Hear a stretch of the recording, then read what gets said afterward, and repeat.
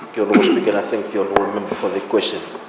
Honourable Speaker, cervical cancer screening, which the PAP Smear is commonly known as an essential part, is an important part of health screening component. And with cancer screening, whilst you might be able to pick up those who have cancer, the most important thing is to be able to pick up disease before they have cancer, or the pre-cancerous conditions. Because if that is treated early, then that person will not have cancer. And through awareness and health promotion activities, which targeting risk factors of cervical cancer, the Ministry has led for many years, and with the support of health partners, the primary care programs and activities that address the load of cervical cancer in women and girls. And there have been a number of significant actions and achievements against this deadly disease in the last decade. First, Honourable Speaker, we are all aware that young adolescent daughters have the ability to have the HPV, or human papillomavirus vaccine, which was safely introduced and now routinely given to all Year 8 female students in Fiji since 2013. This vaccine is known to be able to prevent or reduce the likelihood of cancer, because the virus is able to change the cells as the lady keeps on growing, change the cells and make it cancerous if it continues on within the woman. Number two, the establishment of Fiji's first cervical cancer screening policy in 2015, which has guided our actions so far, which we continue to review and update. Number three, the procurement of the automated liquid-based thin PrEP cytology screener machine, Hologic, to assist the centralized pathological diagnosis at CWM. Fourth, strengthening of the Ministry's collaboration with other stakeholders, such as the Fiji Cancer Society, Medical Services Pacific, Reproductive and Family Health Association of Fiji, to better coordinate the services provided to women and girls, and also the work with multilateral partners such as WHO, UNFPA, to name a few. Endorsing a cost-benefit analysis by WHO in 2021-2022 on the introduction of HPV testing, which tests for the HPV virus that causes cervical cancer, thin PAP Smear technique, which uses the machine at CWM, and the visual inspection with acetic acid testing in Fiji.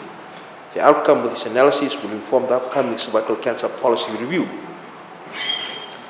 With the aim of accelerating an elimination of cervical cancer, the Ministry supports WHO recommended 3 key steps of vaccination, with HPV vaccination for adolescent daughters, screening, which is either PAP smear or the thin PrEP, and treatment to reduce by more than 40% the number of new cervical cancer cases and deaths by the year 2050.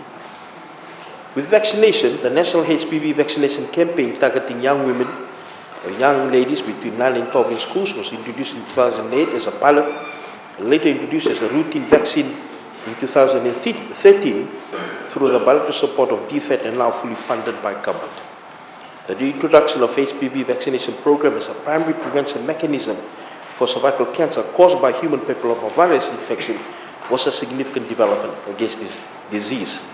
The vaccination is available across all health facilities in all health divisions in Fiji throughout our school health vaccination program. For screening, the campaign target for 2030 is to achieve 70% of the women screened using a high-performance test by age 35 and again by 45. Screening has been further strengthened, as I've alluded to earlier, with the procurement of the thin PrEP liquid-based cytology screening machine at the CWM hospital, and the machine can potentially screen more than 40,000 tests per year, picking out the abnormal results for further assessment. The introduction of the thin PrEP machine has greatly improved the efficacy in screening processes and accuracy in diagnosis. It's been estimated that the accuracy for thin PrEP versus PAP smear can be even up to more than 50% more efficient. The strengthening of the cervical cancer screening has also created an opportunity to screen for breast cancer. The screening process for both cervical and breast cancer is done by the Ministry in partnership with the Fiji Cancer Society, MSP, and Reproductive Health of Fiji. While the screening was affected during the COVID-19 outbreak in Fiji, we have started strengthening the procurement process of necessary commodities. We've started to scale up again the screening for all eligible women with the support of our partners. Lastly, with the treatment, the Ministry has continued to strengthen treatment throughout the purchase and upgrading of medical equipment. There's ongoing training for doctors and nurses who provide specialist gynecological care for women and girls.